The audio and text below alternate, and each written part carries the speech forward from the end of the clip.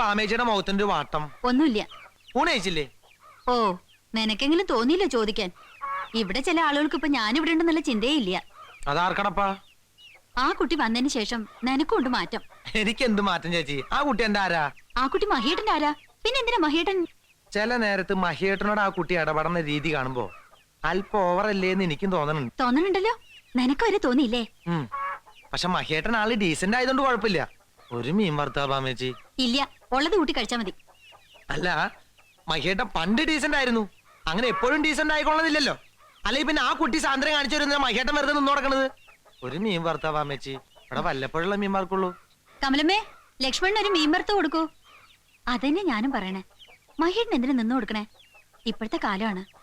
ചീത്തപ്പേരുണ്ടാവാൻ അധികം നേരമൊന്നും വേണ്ട. ചേച്ചേ, അത് ബാമേച്ചി പറയരുത്. ആ കുട്ടി ആ ടൈപ്പൊന്നല്ല. ഒരു ആരോഗ്യമില്ലാത്തൊരു അനാഥ കുട്ടി. അത് ഇവിടെ ഒരു കോഴിക്കുഞ്ഞിന്റെ പോലെ.